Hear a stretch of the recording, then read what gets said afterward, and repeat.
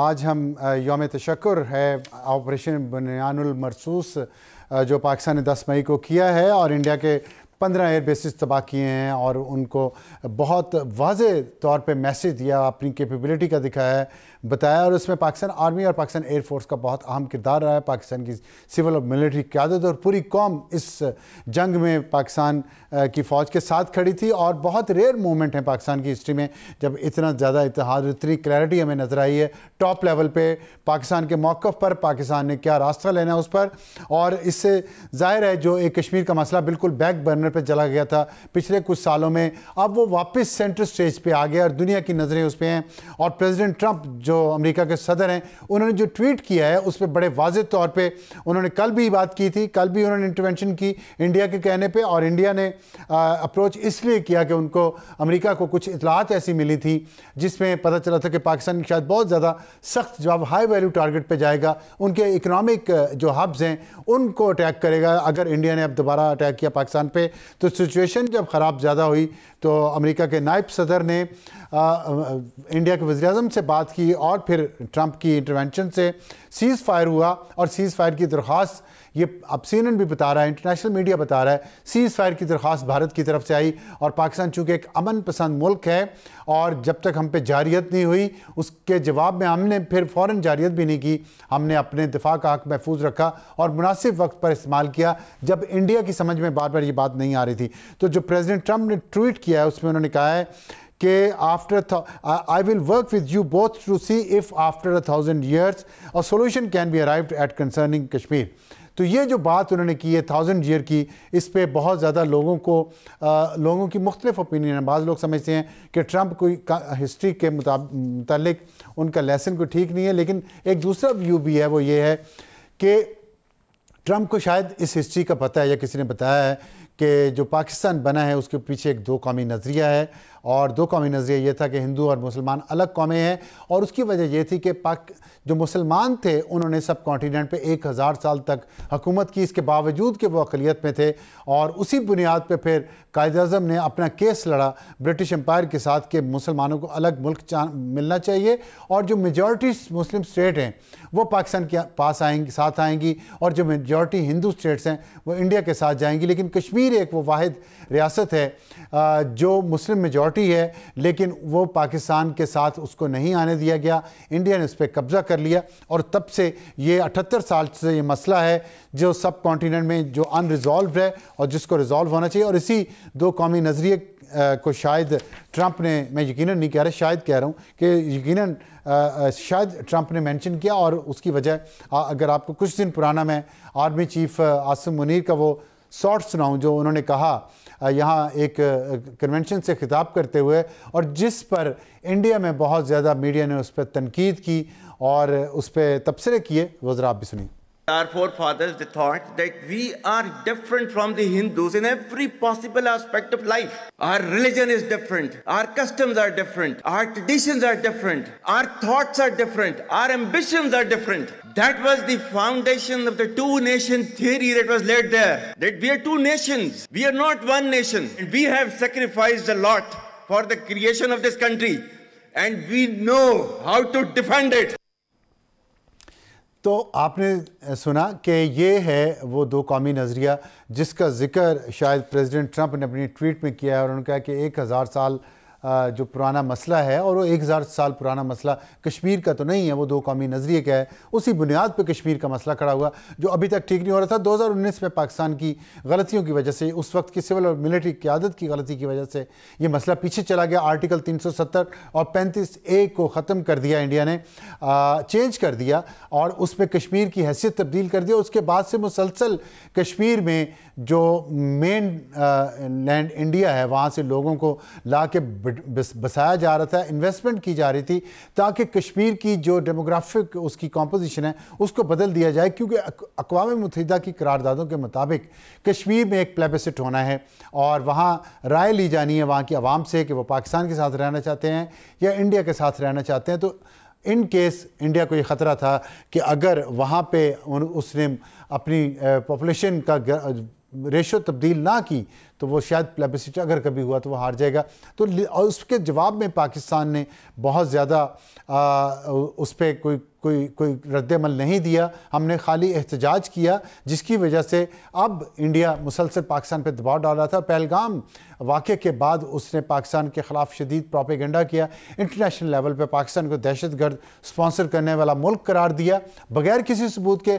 पाकिस्तान के वज़ीर-ए-आज़म शहबाज शरीफ ने जब उन्हें ऑफ़र की कि आप इंडिपेंडेंट किसी न्यूट्रल इन्वेस्टिगेटर से इसकी इन्वेस्टिगेशन करवाएं, तो इंडिया ने उसको डिसमिस किया और उसके बाद पाकिस्तान पर हमला किया, जिसमें पाकिस्तान ने उनके 5 तैयारे गिराए, जिसमें 3 राफेल तैयारे थे, जिसकी बिना पर इंडिया समझता था कि उसको बहुत एज है। जो अभी एक प्रेस टॉक की है इंडिया के आर्म्ड फोर्सेस ने, उसमें वहाँ के जो एयरफोर्स के रिप्रेजेंटेटिव हैं उन्होंने किस तरह ये माना, जो अभी मैंने बात की है कि पाकिस्तान ने उनके तैयारे गिराए हैं, उनसे जब सवाल पूछा गया तो उसके जवाब आप सुने, जिससे आपको अंदाज़ा होगा कि इंडिया आहिस्ता आहिस्ता मानना शुरू हो गया। जी, तो आपने सुना कि losses are part of a combat, तो उन्होंने डिनाई नहीं किया, पहले भी डिनाई नहीं किया था, लेकिन मान नहीं रहे खुल के। इंशाल्लाह मान लेंगे खुल के। हमें ज्वाइन किया है lieutenant general retired Mohammad Saeed साहब ने, दिफाई तजियाकार हैं। जनरल साहब अस्सलाम वालेकुम। वालेकुम सलाम। अफसार साहब, क्या हाल है आपका? खैरियत से हैं आप? ठीक हैं? अल्लाह का शुक्र है, मैं खैरियत से हूँ। आपको भी यौम तशक्कुर मुबारक हो। ऑपरेशन बुनियानुल मरसूस, पाकिस्तान की कौम इलेटेड फील कर रही है। पिछले 78 साल के गिले शिकवे उनके धुल गए हैं। खुशी है और इसमें कोई शक नहीं है कि ये खुशी इसकी ज़रूरत थी। पाकिस्तानी कौम का कॉन्फिडेंस रिस्टोर होना चाहिए था, ट्रस्ट बिल्ड होना चाहिए था अपनी आर्म्ड फोर्सेस पे। इसके बाद क्या हमें यहाँ रुकना है या हमें अब आगे का प्लान करना है, ताकि जो एक फील गुड फैक्टर है इसको अब हम किस चीज़ में ट्रांसलेट करें कि कौम के तौर पे जुड़े रहें और तरक्की करें? अफसार साहब, बहुत शुक्रिया आपका मुझे टाइम देने का, और मेरी तरफ से भी सब कौम को मुबारक, और मेरे तरफ से खराज तहसीन आपकी पूरी टीम को, आपके वॉर रूम को, सबको, समाज टीवी की। मुझे बड़ी खुशी है कि आपने पास्ट का या टुडे जो आज चल रहा है उसका सवाल नहीं किया। आगे कैसे जाना चाहिए ये बात करना चाहते हैं आप। और मैं स्टार्ट में यही कहूँगा कि ये जो आप डीजीएमओ का कॉन्फ्रेंस इंडिया की का रेफरेंस दे रहे थे, पिछले 3 दिन से इस पे हमारे मीडिया में काफी डिबेट चल रही है। जहाज गिरे हैं नहीं गिरे, उसको S-400 को कुछ हुआ है या नहीं हुआ, ब्राह्मोस की बैटरी को कुछ हुआ है या नहीं हुआ। देखिए, मैं अगर मुस्तकबिल पे आने से पहले इसके बारे में एक बड़े आम फहम बल्कि झटके तरीके से इसका जवाब दे दूंगा। मेरी आवाज आ रही है? जरूर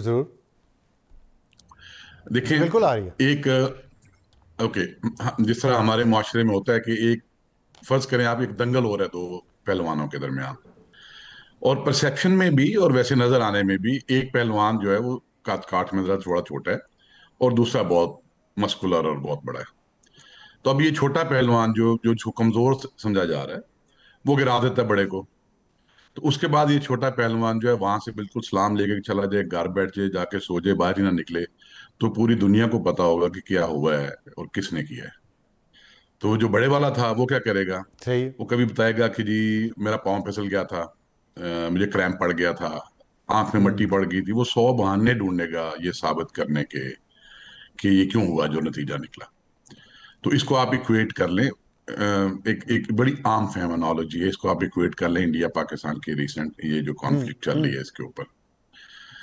और मैं 2-3 दिन से मुख्तलिफ प्रोग्राम में अर्ज कर चुका हूँ कि आपको हमें कोई भाग दौड़ करने की, कोई बड़ी रिसर्च करने की नहीं जरूरत। जिस तरह जिंदगी में पहले जंगें देखी हैं इंसान ने, उसी तरह ये जो एक मिलिट्री कॉन्फ्लिक्ट थी, इसमें भी अब हम डे आफ्टर में हैं, और डे आफ्टर हमेशा बहुत लंबा होता है, और डे आफ्टर में आपको एविडेंस के पीछे भागना नहीं पड़ता। पूरी दुनिया के लोग जो इस कॉन्फ्लिक्ट को स्टडी कर रहे हैं वो Aahista Aahista, it's only matter of time, सारी एविडेंस सामने ले आएंगे किस तरफ से क्या गिरा और कैसे गिरा। तो कोई बहुत उसमें भागने की जरूरत नहीं है। अच्छा, अब आगे फ्यूचर की बात।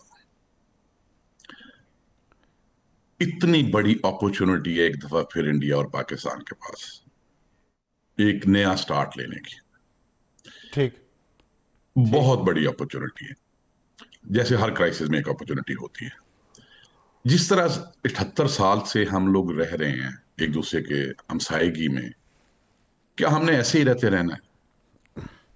तकरीबन 3 जनरेशन बड़ी जो अच्छी बात की दोनों आपने। नेशन स्टेट्स का जो दोनों नेशन स्टेट्स का एक फुल पोटेंशियल है अपने अंदर रह के अपनी लोगों की वेलफेयर करने का, डेवलपमेंट करने का, वो ना उन्होंने पूरा रियलाइज किया, ना हमने पूरा रियलाइज किया।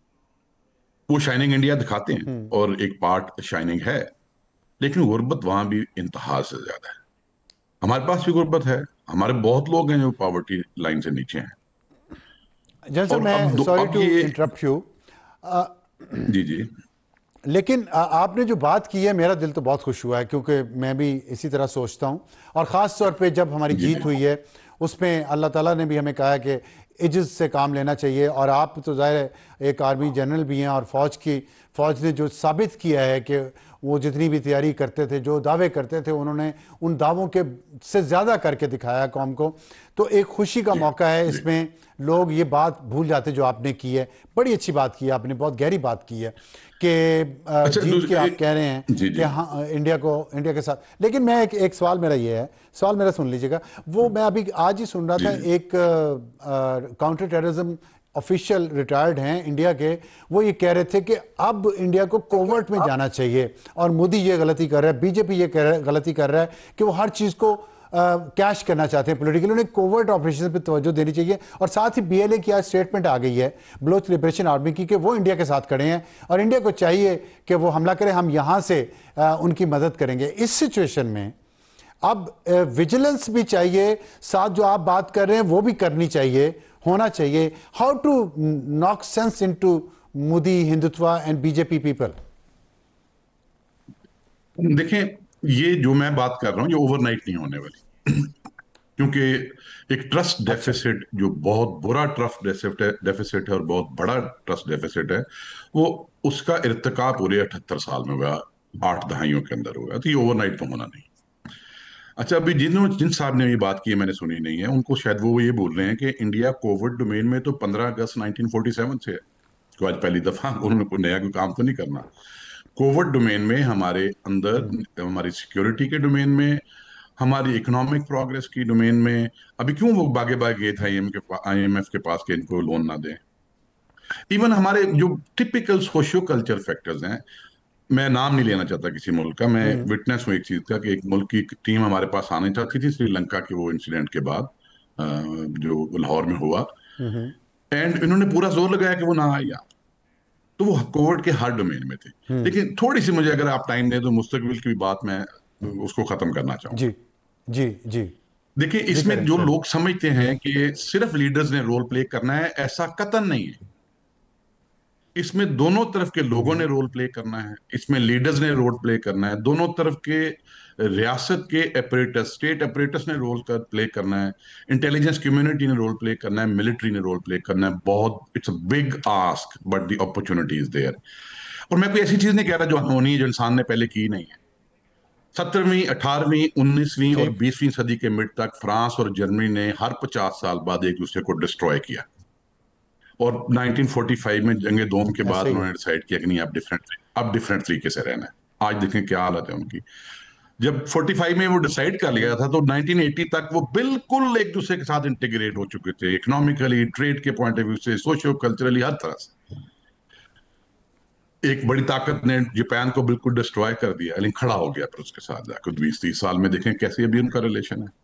तो कोई ऐसी चीज नहीं इंडिया पाकिस्तान के लोगों से अपील की जा रही कि जो बाद में, जो दुनिया में कहीं हुई नहीं है। अब मसला यहाँ पे ये है कि हॉकिश उस साइड पे भी है, हॉकिश इस साइड पे भी है, इस साइड पे बहुत कम है। और पूरी दुनिया ने पिछले 8-10 दिन में ये देख लिया है मीडिया स्क्रीन से। जो पढ़ते हैं दोनों मुल्कों में बारे में, उनको पहले पता था, अब लोगों ने देख लिया कि किस तरफ हॉकिश ज्यादा है। अच्छा, मैं ये समझता हूँ, मैंने अपनी जिंदगी में ये देखा कि जो छोटी छोटी कॉन्स्टिट्यूएंसीज ऑफ पीस थी सिविल सोसाइटी के स्ट्रक्चर में इंडिया के, वो 2014-15 तक बड़ी वाइब्रेंट थी। लेकिन 2014 और खासतौर पे 2016 के बाद वो बिल्कुल डॉर्मेंट हो गई हैं, क्योंकि अब कोई पाकिस्तान की ये पीस की बात नहीं कर सकता। मैं नाम फिर नहीं लेता, एक बहुत दोनों मुल्कों में बहुत मशहूर लिखारी आए थे लाहौर में चंद दिनों पहले। वो क्यों यहाँ बात करके गए थे इतनी कड़वी? क्योंकि उन्होंने वापस जाना था। अच्छा, इस तरह अभी हालात तो जावेद अख्तर। बहुत ही कशीदा है। टॉक्सिक हैं, लेकिन एक अपॉर्चुनिटी भी है। और इस अपॉर्चुनिटी के लिए क्या चाहिए? देखिए, सब कह रहे अच्छा, हैं ना मैं हम एक इस स्ट्रेटेजिक, जी जी जी, एक स्ट्रेटेजिक मिल कैलकुलस जी जी मिस बताएं बताएं। कैलकुलेशन थी इंडिया की, जो इस कॉन्फ्लिक्ट की में मैनिफेस्ट हुई। लेकिन वो जो स्ट्रेटेजिक मिस कैलकुलेशन थी, उसके पीछे था कौन? इंडिया के लोग, जिनको खुद मोदी साहब ने नफरत से चार्ज किया हुआ था।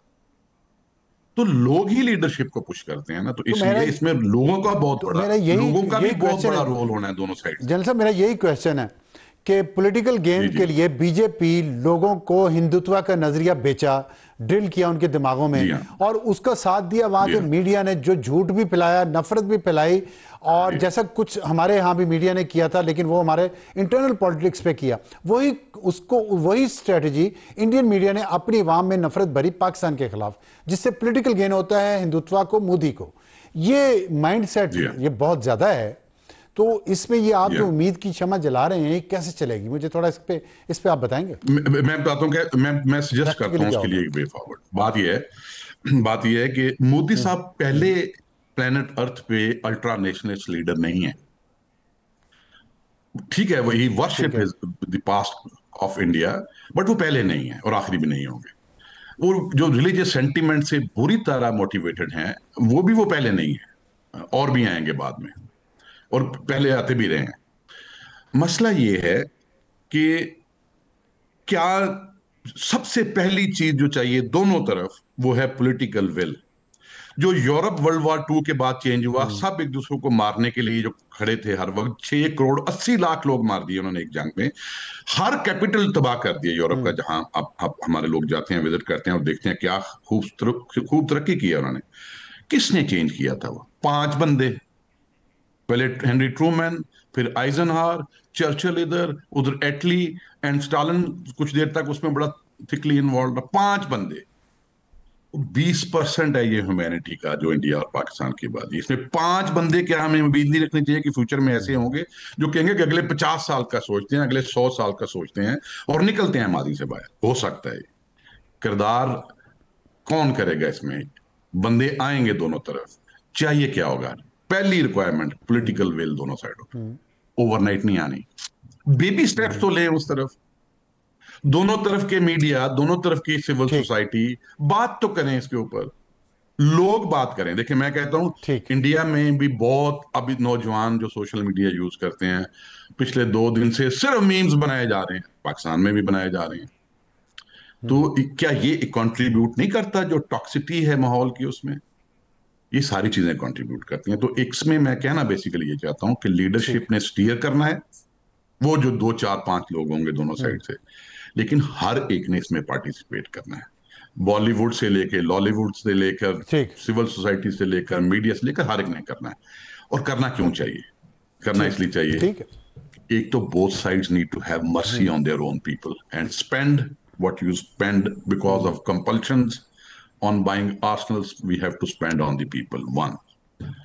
दूसरी बात, दुनिया ने आपको आज बता दिया है बहुत क्लियरली कल के, एक आपको हम लिमिटेड वॉर भी नहीं लड़ने देंगे क्योंकि न्यूक्लियर वेपन्स है आपके पास, इसका कोई चांस जी नहीं है। जी यही है। तो जब ये ठीक है। ऑप्शन ही नहीं है, ठीक और है। अगर इस ऑप्शन में ठीक है कूद जनरल पड़े साहब। दोबारा आप, तो जी जी जी, आप कुछ कहना चाह जी रहे थे? बहुत शुक्रिया, और मुझे उम्मीद है कि आपकी ये बातें जो आपने की हैं ये पहुंचती हैं वहाँ इंडिया में, और वहाँ इनका कोई असर भी होता है। वक्त तो हमारे पास एक ब्रेक के बाद वापस आएंगे तो ये स्पेशल ट्रांसमिशन रहेगी।